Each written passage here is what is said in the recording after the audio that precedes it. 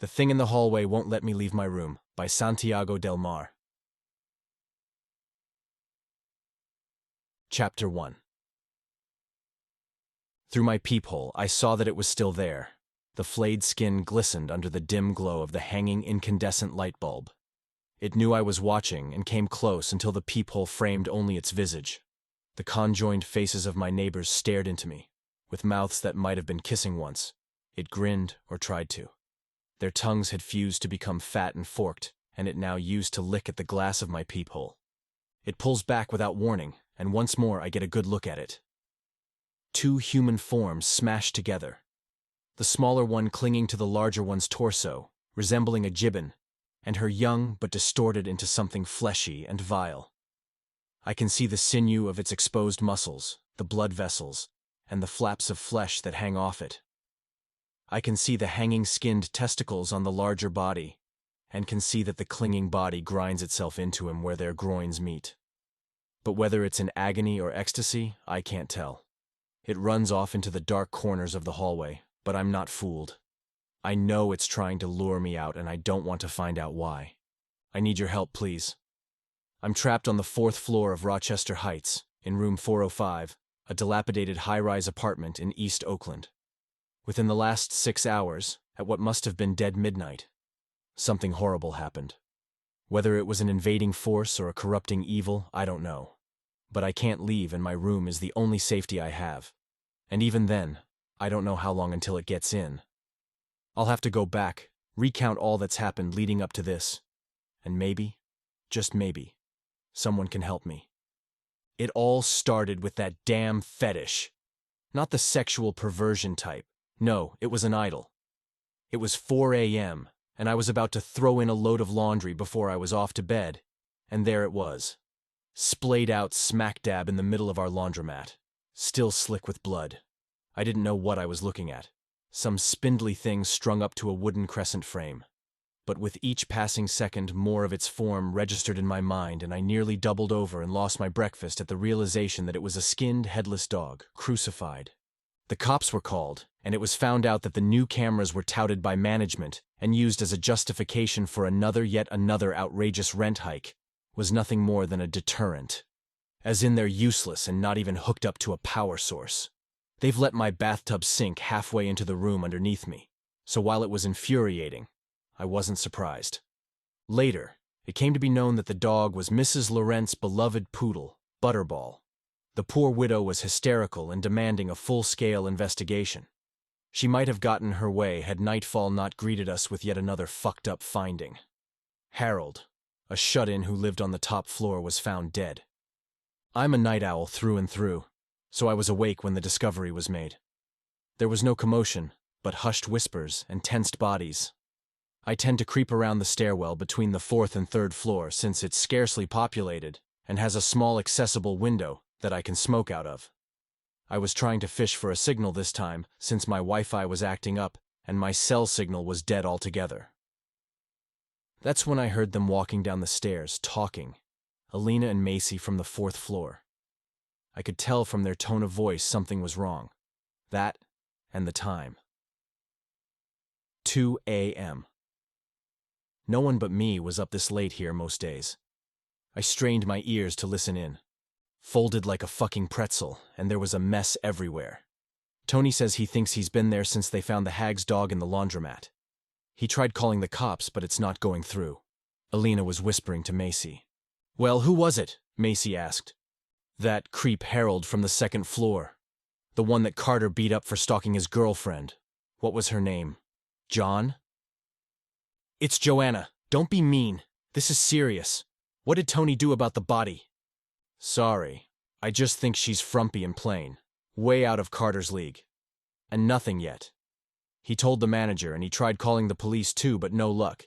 He wants the body out of here as soon as possible, so he sent Tony out to the station in person.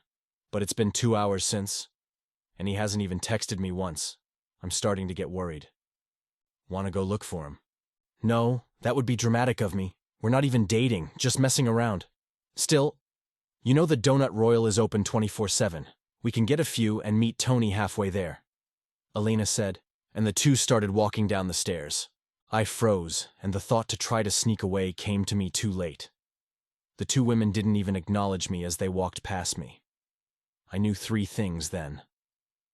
That Ileana is fucking our maintenance man, that I'm either invisible or detestable enough to be invisible, and that Harold was dead. I wouldn't know it then, but I would learn later that night that this was just the beginning of a nightmare. I finished my cigarette and sulked back upstairs, still unaware that anything was wrong. I should have paid attention more to my surroundings during my trek because I'm certain by then it had started. I only picked up on the fact that every light was dimmer, not by much but enough for it to be noticeable. I went back to my room, bolted the door, and tried getting my laptop to connect to the internet again.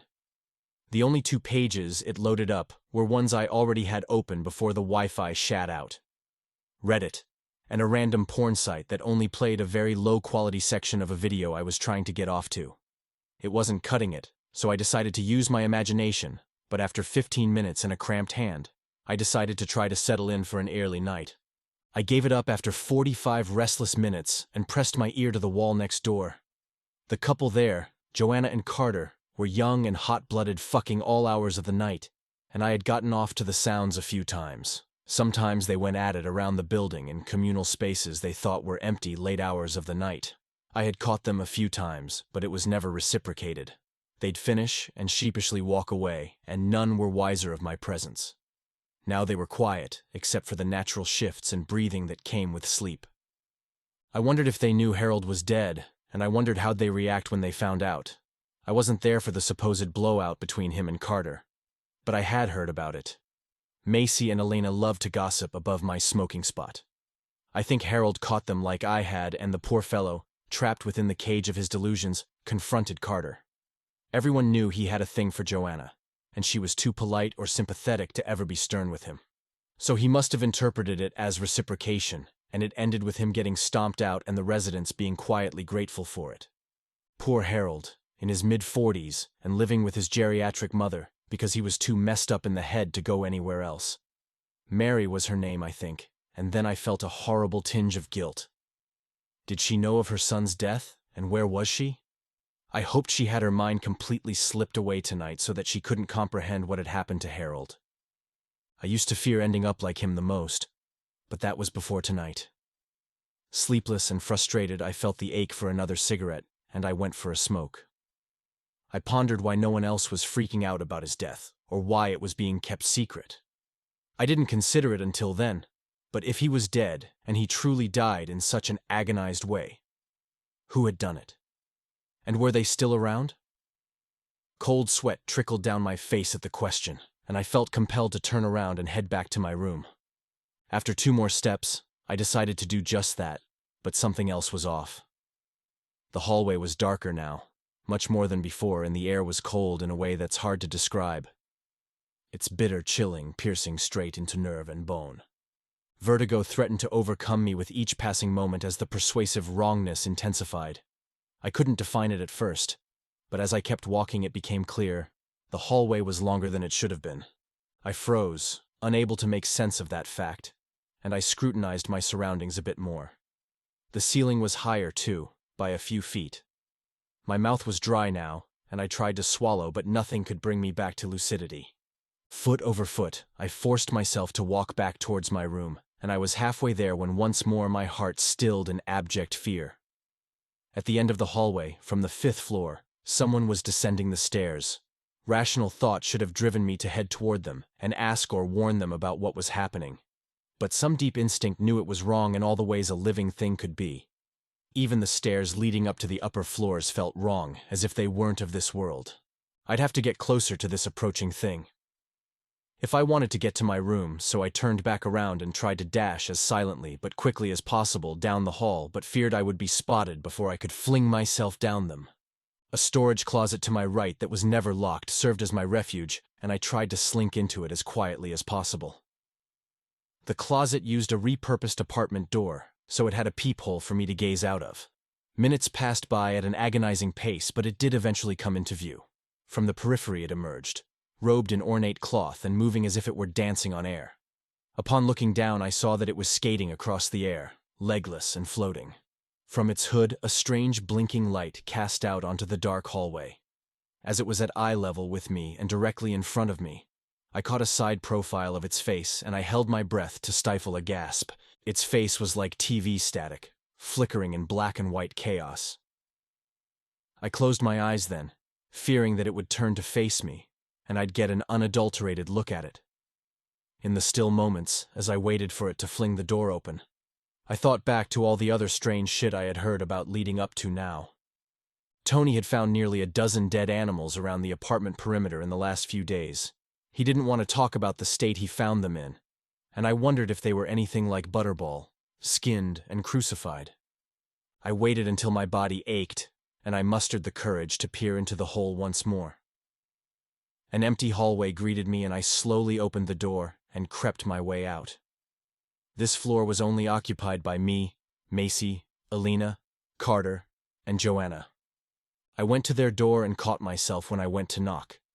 I hesitated for a moment before I tried the knob. I winced as it creaked open, and I made my way in, trying to close the door as quietly as possible. I called out for them in a hushed voice, but as I looked around their empty living room, I felt silly. Before I left, I decided to check their room. Someone needed to know about the wrongness of what was happening, and I still don't know what the fuck is happening. I didn't recognize them at first. I thought it was a pile of blankets. But as the heavy movement and labored breath caused something to click in my head, I couldn't stifle the yell. It caused the head, or more aptly, heads to snap up to face me, and I had no delusions of what it was. Carter and Joanna permanently joined at their groins, chest, and mouth. They had been fucking missionary when it happened, so Carter had his body draped over Joanna's, and her arms and legs clasped around his torso, waist, and ass. I thought they had been flayed at first, but the more I looked, the more it seemed like the flesh had sloughed off them. It hoisted itself up on all fours, if you can call it that, and let out a breathy moan in both male and female voices. The conjoined mouth grinned at me, and as it took a step towards me, I finally snapped out of it. We both ran at the same time, but it was slowed by its deformed mass. But the distance between us was still too close for any comfort, as I ran out into the hallway and towards my room. I thanked God that I hadn't locked my door as I threw it open and turned to slam it shut. I screamed the moment I was face to face with the abomination, and without a moment to spare, I bolted and locked it. It tried the knob a few times before it resorted to gentle taps, and then deafening pounding, and then silence. Now it's just waiting there for me. But what I fear most is that whatever did that to them will come around, lured by its presence, and do the same to me. It's been hours since, but the sun has not risen. I tried sleeping in the bathtub. I couldn't stand the proximity of my bed to Joanne's and Carter's. But when I stepped in, I remembered that half the tub couldn't support my weight as water damage had left it half sunk into the floor. So I went back to the living room and saw my laptop still sitting there with this web page open. Please, if anyone can help me, or has any ideas, now's the fucking time. I don't know how much longer I have left. Just now, I decided to peer out my window and was greeted by Stygian darkness.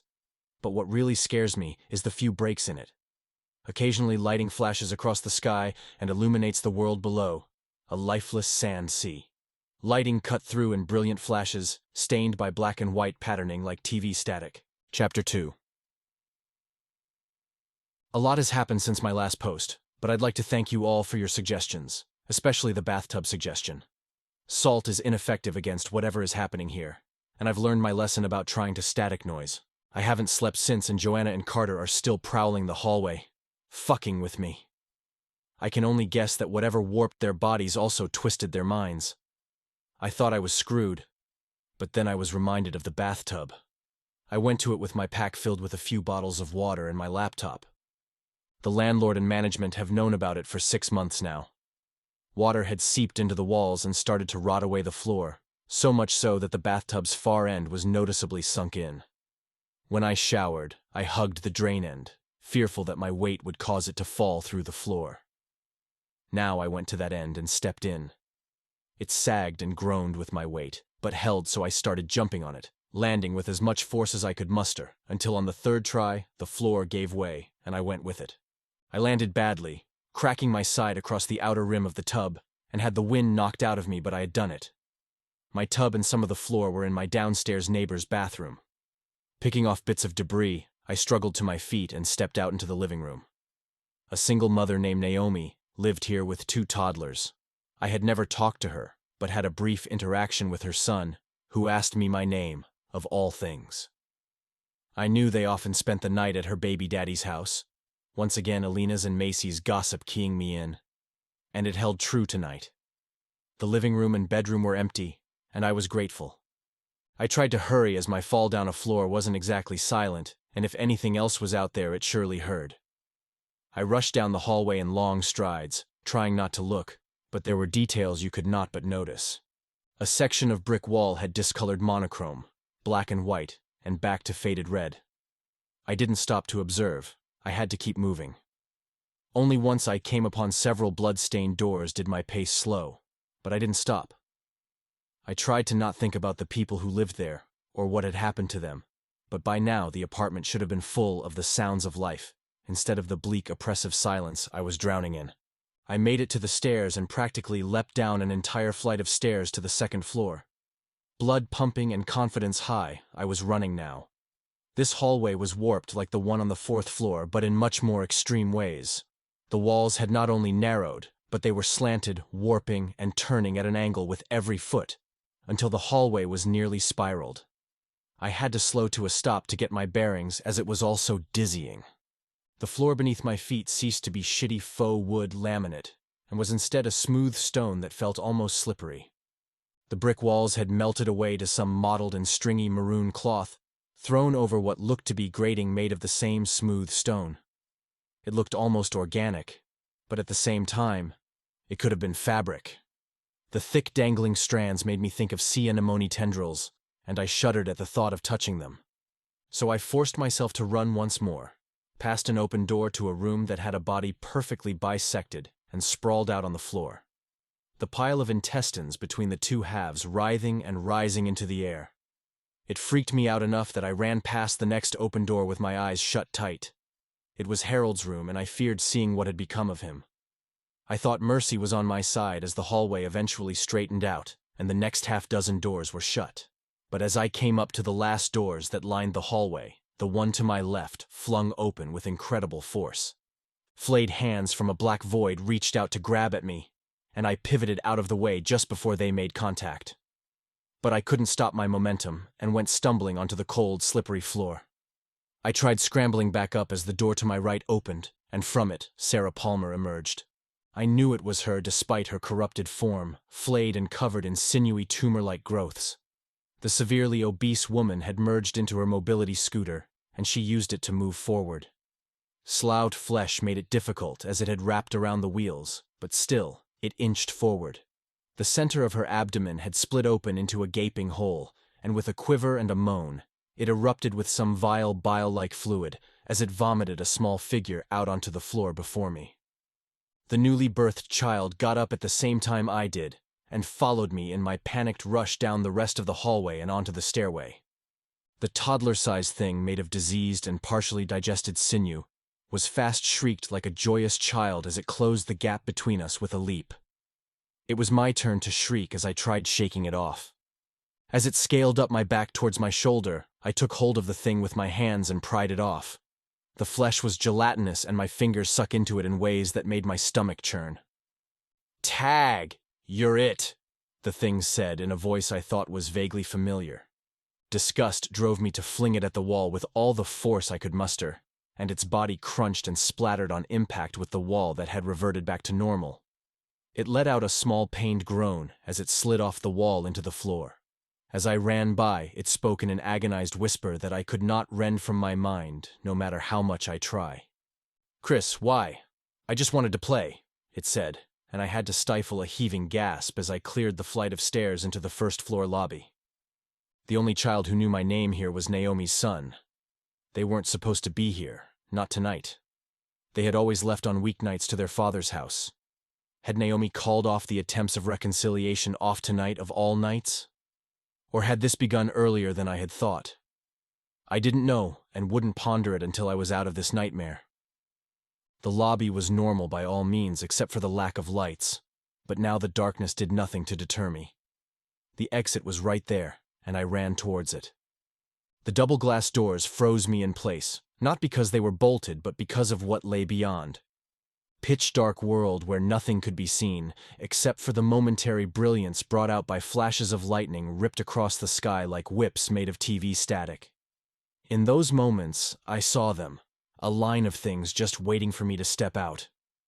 One was a smooth-skinned, pale humanoid with a hole right through its chest that leaked inky black fluid. It had no face. Another was a tangle of violet tendrils that appeared to be made of smaller, writhing strands.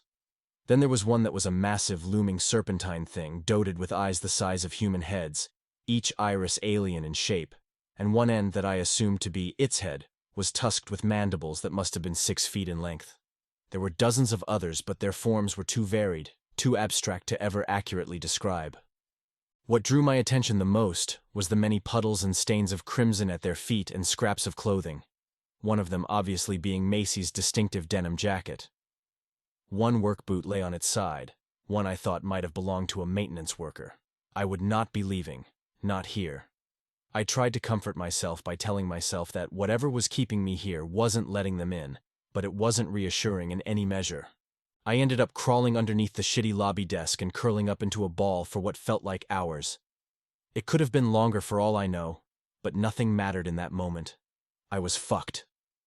Only when I heard the sound of a procession shuffling by did I stir. Peeking out from my hiding place, I saw them, the robed figures, 6 of them now. Upon their shoulders they bore the weight of a marble slab, and upon it, a huddled figure. I watched them, backs to me, shuffle down the room and into the hallway that led to the manager's office. I tried sulking out as silently as possible to bear witness to the ritual that was about to unfold. The bearers lowered themselves in the slab, and as light gleamed across it, I realized who it was. The body was bent back into itself until it formed a circle. The belly was pointed out to the world, the back and spine contorted and twisted, the eyes empty. But goddamn the mouth, Harold was grinning ear to ear in an expression of pure ecstasy. The chanting began then, as the flung back and twisted glare of Harold's body lay upon me. Strange, throaty vocalizations, deep and reverberating and inhuman. The sound of a mountain splitting apart, or 2 worlds coming together. The vibrational forces of the universe melting away a border that kept the background machinations of a reality unseen. Somehow I knew this, that we had been pulled into this nightmare, but by what or who I still didn't know. They continued the hum chants until the space in front of them began to ripple like water, and when they ceased, so did the distortion. Half a heartbeat passed before it shattered, like glass, and beyond it, a massive eye. I flinched, hoping it didn't see me, but if it did, it must have not cared, since it retreated back into the darkness before it hauled itself out. A spindly, arachnid leg, covered in jagged angles and spines, stepped out, followed by another and another, until a towering pinwheeled monstrosity of legs and appendages emerging from a central core stood before the cultists. An eye with concentric pupils was at its center, and the rest of it radiated out like a sea urchin. Every aspect of it told of the agonies it could inflict. It looked like pain incarnate with the sheer amount of sharp corners and serrated spines. Every inch of its being was meant to cause harm, and the longer I looked at it, the more detail came to me. Hooks and scythed ends, tendrils laden with hungry, gnashing mouths. The thing that stood out the most was the way it distorted the space around it. Though it was within a confined space, as I gazed upon it, seemed to expand the air around it so that some hidden aspect of itself could be felt. This was a part of a much larger whole, and I got the impression that some massive hands on a cosmic scale held this thing out before us, and yet they were one and the same. I looked away, not wanting to gaze upon this abomination, this emanation of pain, any longer. It spoke in an alien language then, a sound so vile like a rusty nail being dragged along my eardrums and corneas. But I understood it, unmistakable gratitude. I slunk back into my hiding spot and waited for it to be over. Waited for them to leave, and they did, moving through the hallway, past the stairs into the basement laundromat, and into the community room. It's been hours since, and they've still not emerged. I took the time to try to silently rummage around, and in the manager's office, next to a pile of fine pulp of flesh that had still Mr. Roderick's weeping face. Our landlord, an axe. I picked up, knowing it would be of no use to me should I face those cultists or the pain entity. What I did know is that Harold had a role to play in this in some way or another, and that his room was just a floor above. If there's any chance of escape or answers, it would be there. If you don't hear back from me, I'm dead. I'm certain that there's no way anyone from outside this hell can help. Even then, I still ask that you'll wish me luck. I certainly know I'll need it. Chapter 3. Rochester Heights had always been a hellhole. I know that now. I mean, I never doubted that some of the people here were assholes, but in the time I've had to reflect, I realize how either indigent or cruel they were to each other. Maybe when people group together like that with no goal beyond inhabitants, unpleasant things arise. I lamented once that to them I was nothing but a sulking shadow only half remembered. Once my landlord had forgotten I even lived there and sent Tony to get the place ready for a new tenant. Now, I'm not so sure I mind as much. Being one of the forgotten ones might have saved my life. I was ready for the horrors of the second-floor hallway, meeting the grasping hands with an overhead axe swing that nearly severed one hand at the wrist. Pulling back, I used the butt end to smash away another grasping hand until I could slip past them. Sarah Palmer was next, swiveling around in her mobility scooter to face me, but it was too late. The heel of the axe sunk into flesh soft as putty, and as I yanked the axe loose, half her face sloughed off. I heard her chuckle as I ran past. Something was burning in me, even if I died here. I had to know the what and how of Rochester's descent into madness. Harold's room door was still ajar, and I made sure to bolt the door the moment I ran in. Only then did I slowly turn around. I thought it was graphorrhea at first. I had read about it one late night, a disorder most often associated with schizophrenics. The incoherent ramblings, written and spoken. The living room floor and adjacent floor contained countless sharp-edged sigils and glyphs. They looked occultic in their configurations, but the actual characters themselves were completely foreign. Dead center at the circle was free of the scrawl, but stained with brownish-red blood. I knew it was where Tony had found Harold's body. There was a journal left on the coffee table, and flipping through, I confirmed that it was his. In the few minutes I had in that room, I didn't have much time to really understand its contents. And though I still have it, and I've spent hours since poring over it, I've only been able to come up with a rudimentary understanding of what Harold was onto. I'll summarize it here, the best I can. Harold moved back in with his mother after an episode that cost him his job a year prior. They lived off her social security checks, and he deeply resented her for her advanced age. Every day she'd wake up with less of her mind intact. He was also having issues with extreme sexual frustration, and began clinging delusionally to Joanne's politeness as a signal that she wanted him. The confrontation with her boyfriend Carter was the breaking point. It wasn't the reason why he did all this, but it was the final straw. But he had reason to resent everyone here, and he detailed all his grievances, big and small. I learned then the difference between being someone pushed to the wayside, but still scrutinized with an eye of assumed threat like Harold, and being forgotten altogether, like me. In his pages upon pages of detailed slights, never once did my name come up. My existence failed to register to someone who was uncomfortably similar. It made me feel bitter, and I don't know why. Then there was talk of what he dubbed the background world. I still don't quite understand what it is and its purpose. But that's the thing that ties this all together. I'll let Harold explain in his own words. I first saw it in a dream, then a vision. It started with a tusked worm taking a bite out of the thin air, and like a scalloped finger, it peeled back what I thought was real to show me the machinations that ran behind what could be seen. Two places within the same space, but never allowed to touch or interact. As above, so below, and from below to above, everything is mirrored. If it exists here in our layer, it exists below, within the background world. That was the first rule it told me, the most important for creating an interstice where we can finally meet. The second rule is that for an autarch to touch the human domain, something must be offered to it, a life or part of one. Most often the offering is someone else. The greater the offering, the more an autarch can manipulate the human domain as long as it's within its sphere of influence. The most powerful offerings are oneself, a year of your life, or the greatest joy you'll ever feel. The greatest offer one can make to an autarch is your own life. There's more. He mentions that the autarch he's in contact with is one that operates within the sphere of agony. Pain is its domain. And Harold knew pain better than most. The best I can piece together is that somehow he came into contact with this entity. Maybe it preyed on him for being vulnerable, or maybe its influence scrambled his thoughts, or maybe what he learned was too much for any mind to bear without consequence. I say this because I don't believe that Harold was crazy, ill, and in need of help, but there are enough commonalities in the strange runic language and his journaling that it feels as if he was truly uncovering something. He was not a stark raving madman, at least not until he let himself sink deeper into the influence of what had been encircling him.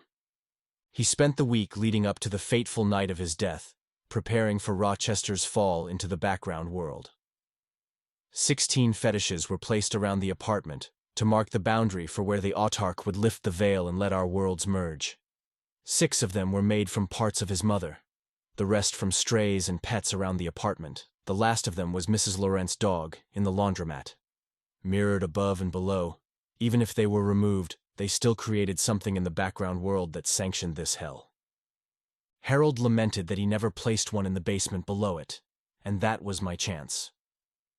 Maybe, just maybe, the building was only partially within the interstice, and if I could make it to the second basement and emerge, it would be into the outside I had always known, or maybe I'd step right into the background world. Regardless, I had no choice but to try. I scrounged around the apartment and found that Harold was a heavy drinker with a taste for cheap vodka. I fashioned 5 Molotovs with what he had and started the trek back down to the first floor. Stepping into the hallway, I was greeted by them, the conjoined, endlessly fucking monstrosity that had started this. I greeted them with a sprinter's launching bolt and an axe swing. The sight of Carter's and Joanna's faces took the blow, and though the flesh came away in a huge chunk and I heard the clinking of teeth splattering across stone floors, they didn't even flinch. Carter tried lunging at me, arm outstretched, but I flung myself against the wall and was trying to slip behind them. They pivoted around to try to face me, but the strange distribution of their weight made them cumbersome, and the fear I felt was gone. Another axe swing sunk deep into compromised muscle and bone, and cleaved through them far easier than uncorrupted tissues. It was enough to nearly decapitate them, and they let out this horrible wheezing gasp. Another lunging grasp was met with an axe blow that sent nearly half his fingers skipping across the ground, and one last swing to their neck finished it. Though their head was on the floor before me, they did not die. What remained of their face was opening and closing its mouth, and I could see that the destroyed cheek was starting to restructure and regenerate. This truly was hell, willed into existence by a resentful heart. The body didn't fall and wasn't still either. Jerking and twitching about, it eventually started grasping towards its head. I had the Molotov lit by the time it took hold of its neck and thrown in the moment it lifted it up. They erupted into a ball of fire, and I swore I heard screaming, as if some part of their warped mind registered what had just occurred, and I hoped that the fire would be enough to put an end to them. The second Molotov was thrown into the corner where Sarah and the hands tried and failed once more to apprehend me. I was going to burn this place down if I could. Maybe then I would be able to spare them. The third was thrown atop the lobby desk. The last 2 were for the laundromat. I didn't know if the building would actually burn, but I wanted to cause some harm, to do anything. The mad dash to the laundry was the fastest I've ever run, I'm sure of it. I was certain that the commotion and the fires would have caused the autarch and its cultists to emerge from management's office, but nothing ever impeded my flight down the stairs into the laundry room. I landed on soft floors, and the lights now were dim and blood red, but even then, I saw the horror that lay before me. A pulsating mass, a conglomerate of flesh formed at the center of the room, and it stretched out across the floor. Walls and machines. Every inch was living tissue and sinews, nerves, blood vessels. All of it. A dozen limbs raked and reached out at open air weakly, and I swore they had some identifying features. A watch that could have belonged to Jose from the 7th floor. A sleeve of a distinctive neon green sweater from Kiana, a college student. I didn't need another reason. The 4th Molotov was thrown on the fleshy floor behind me, and the final directly at the tumor. The dark was eclipsed by the burning sun that stood behind me. The threshold of the sub-basement and my hopeful exit was before me now, but I hesitated for a moment. The heat licked at my spine, and my eyes watered at the rising smoke. If I was wrong, I would be fucked, but I'd be fucked, fire or not. I moved forward, and the moment my foot touched the first step, the world behind me plunged back into darkness as the fire extinguished. In an instant, it all ceased. The heat, the smoke. A curtain of silence fell, and a wave of dread rose. I knew I shouldn't have looked back, but I couldn't help myself. With a thundering heart, I threw my gaze back and saw it.